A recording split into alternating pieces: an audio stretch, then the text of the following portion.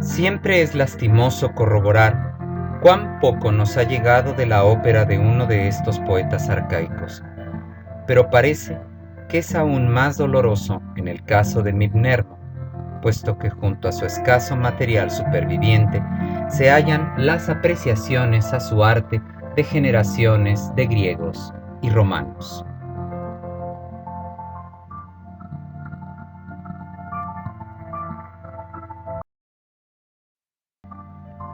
Los datos biográficos sobre el poeta son igualmente escasos, pero plenos de complicaciones. Por sus poemas conocemos que habitó en las ciudades de Colofón y Esmirna, por lo que ambas son adjudicadas como su patria.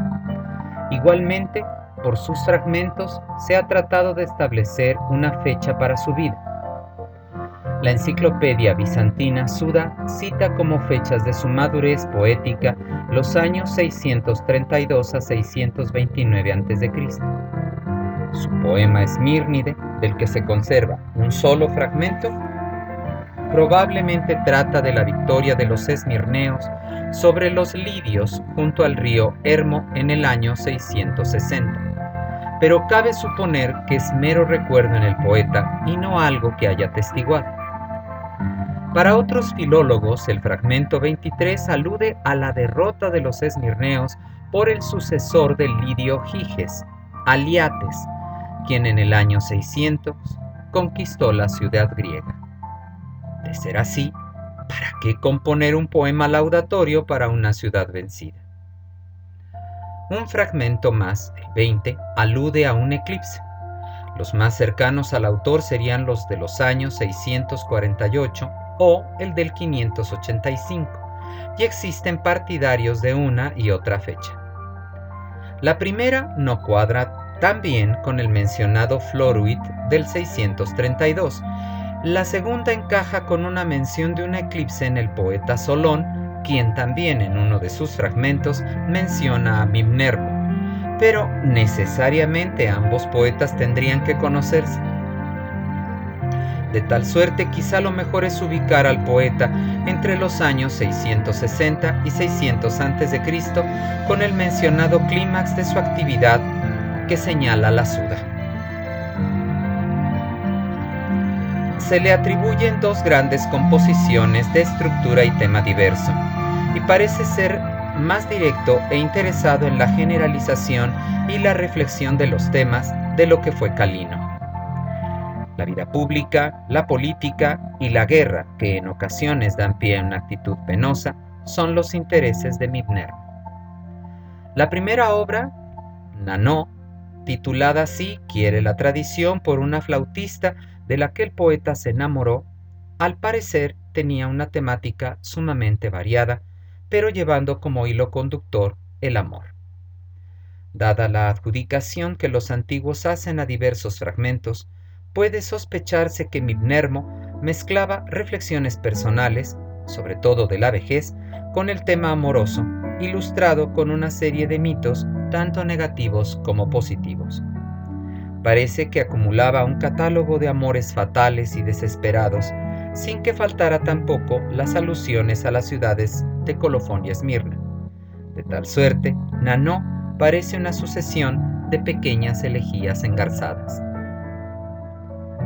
El segundo poema era Esmírnide, que como llevo dicho, trataría sobre la guerra entre esmirneos y lidios, y sería una elegía de carácter narrativo histórico que influenció a Antímaco en su poema Lide, ya para el tardío siglo III a.C., denotando con ello la pervivencia de la poesía de Mibnermo y la evolución que dio al género de la elegía, abriendo horizontes temáticos y formales que solo podemos apreciar en estado fragmentario, desgraciadamente.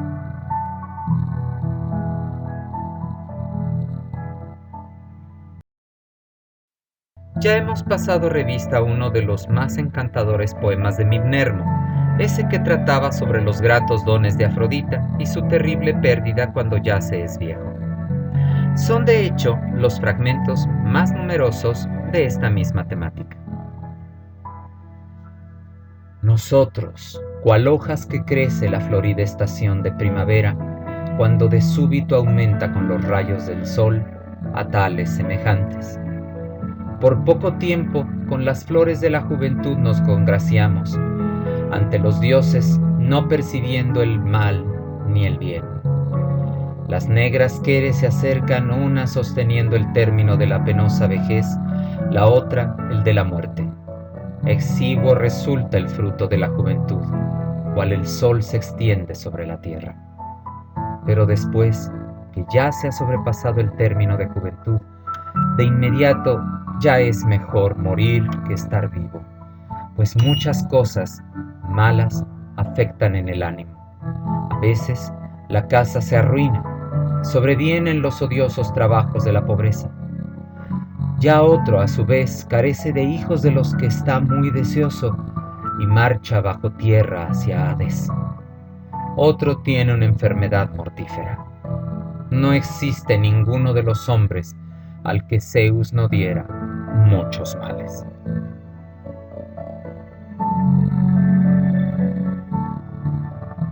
Ojalá que sin enfermedades y también sin penosas tribulaciones, a los 60 años me alcance el destino de muerte.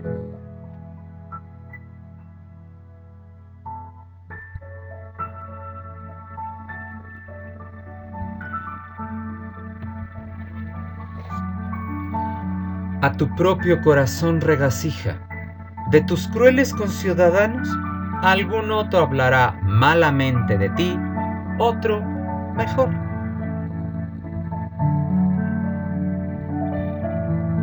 La verdad esté presente entre tú y yo, es el bien más justo de todos.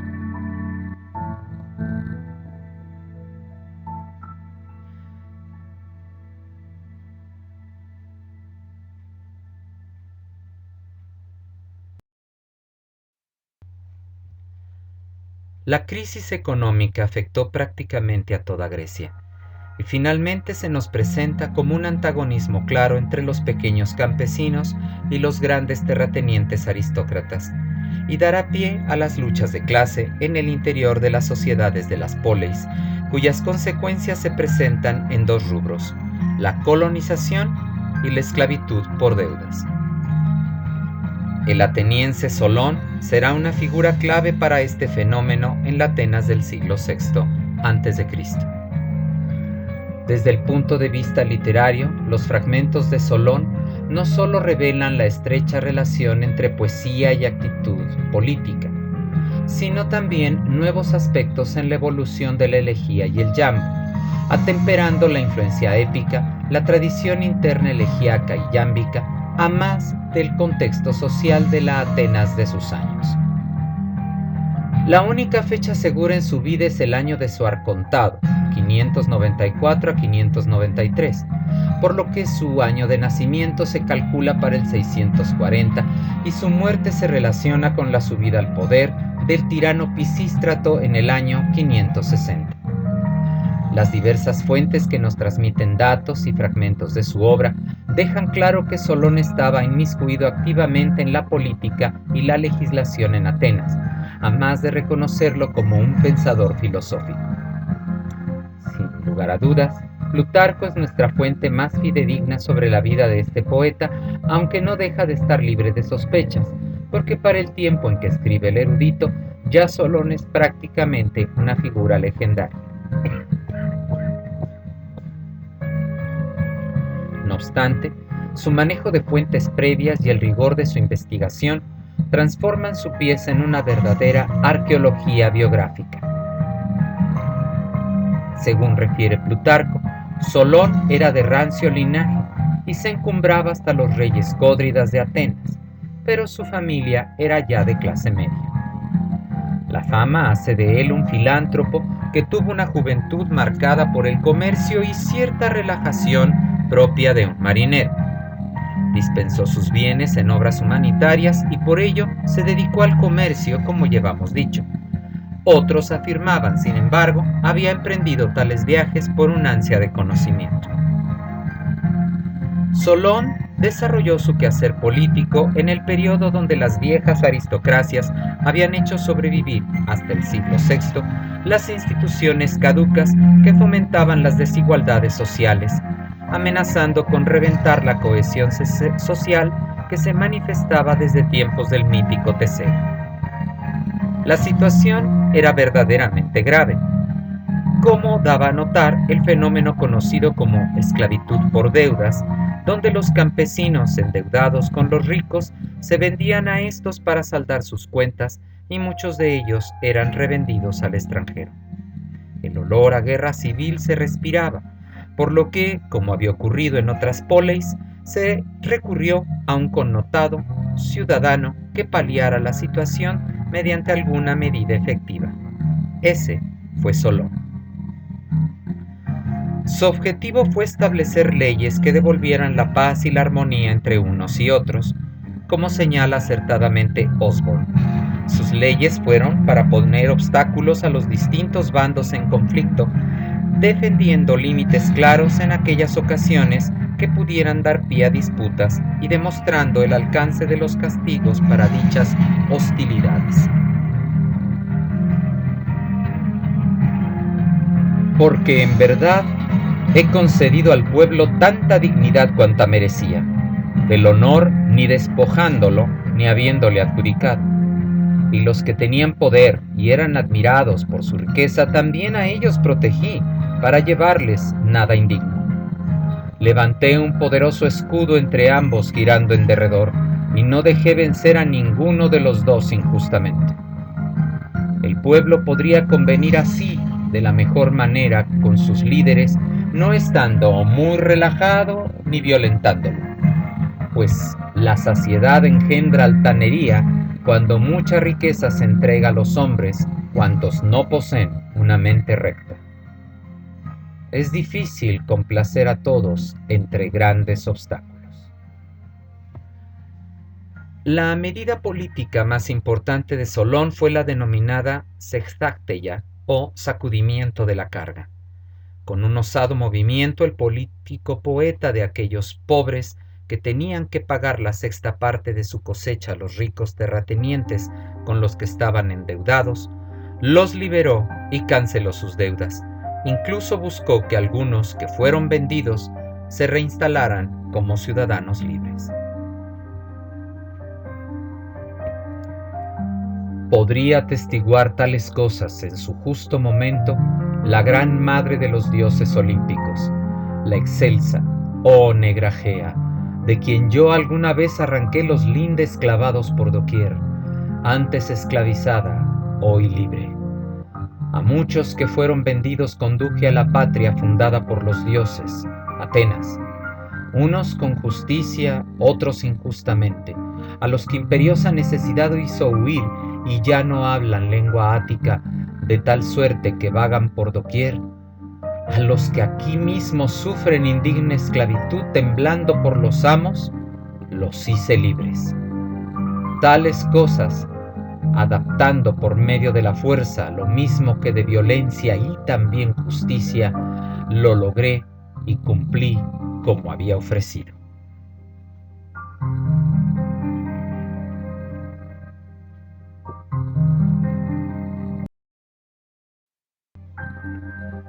Junto a este innegable hecho de su vida, hoy en día se ha convertido en una discusión álgida qué fragmentos de Solón son en realidad de él.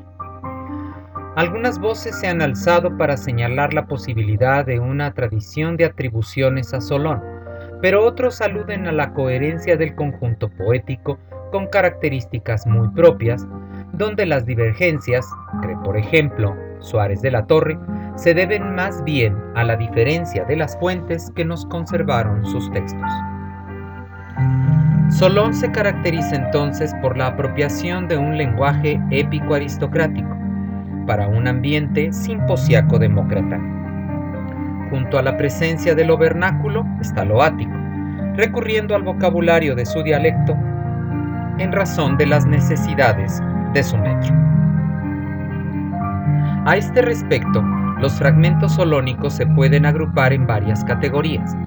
Lo primero a destacar es que no solo escribió en dísticos elegíacos, sino también en tetrámetros trocaicos y en trímetros yámbicos, recuperando la tradición jónica de versatilidad que luce en un arquíloco.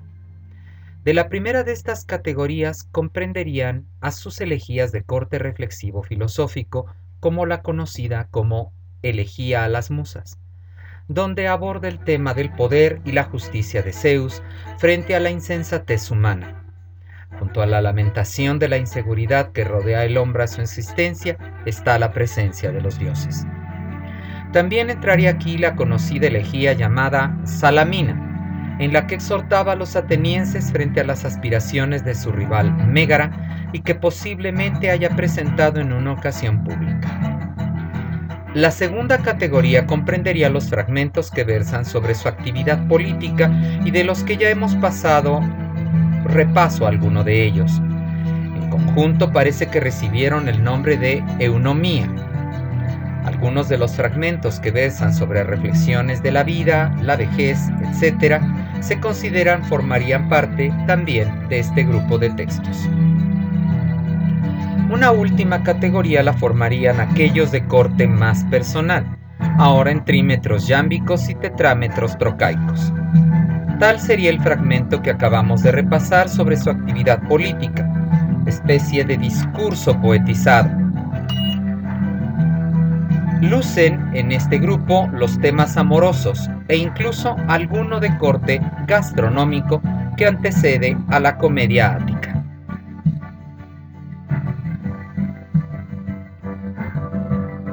De la nube surge la fuerza de la nieve y también del granizo.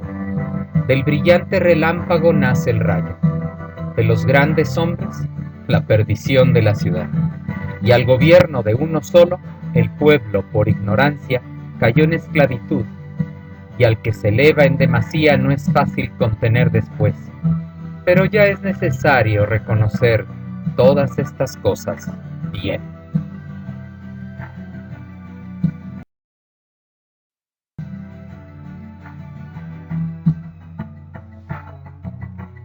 En efecto, igual son ricos el que tiene mucha plata y oro, y campos de tierra fértil de trigo y solípedos caballos, como también para el que solo estas cosas están al alcance. Disfrutar muellemente con el estómago y las entrañas y los pies, de un muchacho y también de una mujer. Cuando también estas cosas logra y al mismo tiempo la juventud está bien unida al vigor, tales cosas son bienes para los mortales, pues llevando todas sus excesivas riquezas nadie marcha hacia Hades, ni podría huir a la muerte dando rescate ni a las pesadas enfermedades, ni a la mala vejez que avanza.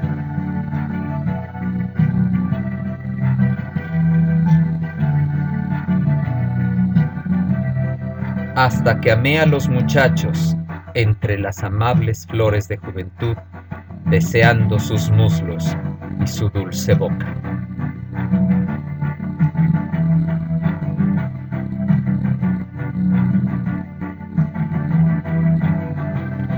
Beben y comen unos pasteles de miel y sésamo, otros su propio pan, otros bollos mezclados con lentejas.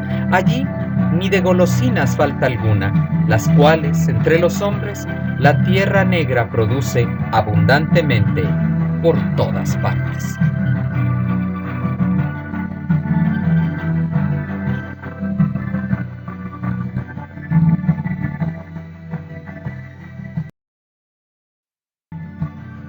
De Genófanes de Colofón tenemos datos precisos para situar su vida.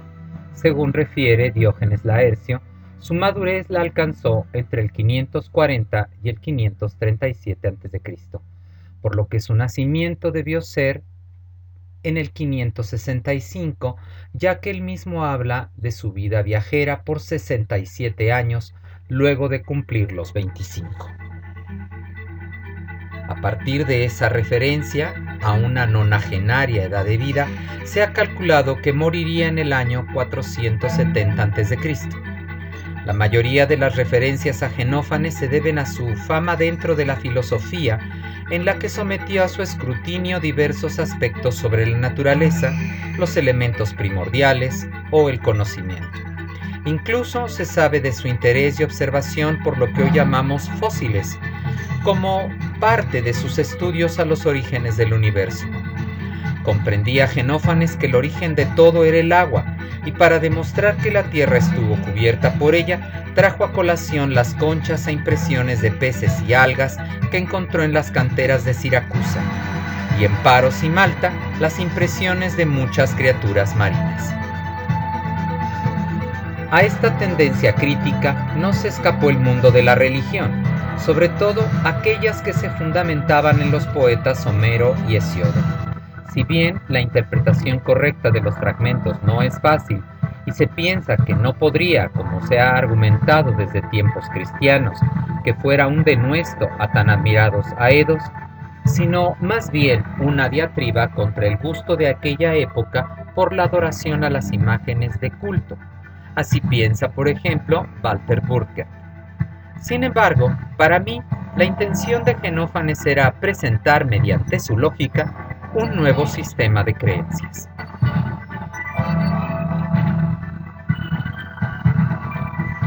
Desde el comienzo, según Homero, porque lo han aprendido todos, todas las cosas asignaron a los dioses Homero y Hesíodo, cuantas entre los hombres son deshonrosas y censurables: robar, cometer adulterio y también engañarse unos a otros. Pero los mortales creen que los dioses son engendrados, que tienen su propia voz y un cuerpo. Pero si manos tuvieran bueyes y caballos o leones, o pintar con las manos y realizar obras como los varones, caballos a caballos, bueyes a bueyes semejantes, figuras dibujarían también de los dioses, y cuerpos harían tales, cuales ellos mismos tienen las formas cada uno. Los etíopes dicen que sus propios dioses son chatos y negros, los tracios que ojiazules y pelirrojos. No debemos pasar por alto la soslayada alusión xenofóbica, puesto que bien podría provenir de la misma veta de recelo que el filósofo poeta refleja en sus denuestos a Homero y Hesíodo. Pero cabría preguntarse si Genófanes podría atacar a la ancestral devoción y a ambos creadores tan abiertamente. Se contaba que Hierón, tirano de Siracusa, cuando escuchó a Genófanes dolerse porque no podía mantener más que un esclavo a su servicio, le imputó: pues Homero, a quien tú censuras, mantiene muerto a más de 1000. Para mí, sin embargo, todas estas reflexiones redundan en una postura personal de índole filosófico-mística. Desde el principio, todas las cosas mostraron a los hombres los dioses, sino que con el tiempo, investigando, se descubren las mejores. Un dios, entre los dioses y los hombres el mejor, a los mortales no igual ni en cuerpo ni en pensamiento. Todo ve, todo conoce, todo escucha. Siempre en lo mismo permanece, no moviéndose, ni se hace visible al ir de un lado a otro, sino que conmueve todas las cosas sin esfuerzo con el ánimo de su pensamiento. Aunque suenan coherentes, los pasajes anteriores proceden de diversas fuentes, pues son escasos los fragmentos conservados de Genófanes. Empero, como poeta, queda claro que fue innovador en la forma y en el contenido, entre otras cosas por la orientación reflexiva que fue el sello de su canto elegíaco, pero por desgracia solo conservamos 8 fragmentos de la amplia tradición que sobre este metro se menciona de Genófanes. Además de elegías, también escribió hexámetros y trímetros yámbicos, a más de la supuesta invención del hexámetro satírico. Concluyamos este breve viaje por la poesía de Genófanes con una de sus elegías.